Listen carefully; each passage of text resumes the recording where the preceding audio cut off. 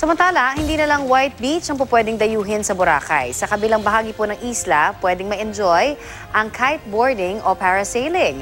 At mula po sa Boracay, may ulat on the spot si Dano Tingkungko. Dano?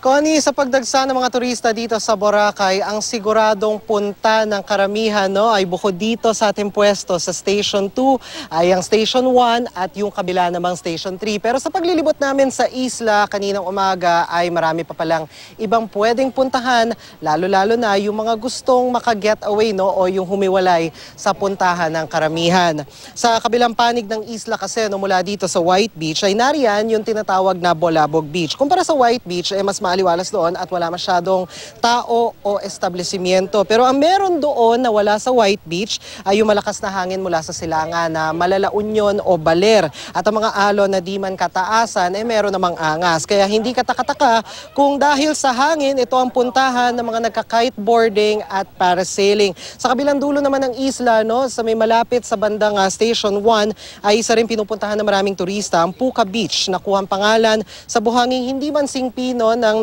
dito sa White Beach ay nangingintab naman sa samot-saring Puka Shells. Kumpara sa White Beach ay walang gaanong turista doon sa Puka Beach, kaya naman yung ilang mga magnobyo tulad ng nakilala nating mga Chinese nationals na sina Gao Zhu at Wang Min all the way from mainland China sa Puka Beach nila naisipan na mag-prenup photo op. At sa mga oras na ito, Connie, kung makikita ninyo dito sa aking pwesto, sa Station 2, hindi ganon karami yung mga tao na nandito dahil tirik na tirik yung araw at yung init factor lagpas 40 degrees Celsius. Bagamat marami pa rin yung mga nandito na nag-e-enjoy. Halimbawa, itong mga nagsa-selfie dito sa Sandcastle na I Love Boracay, marami niyan all over White Beach.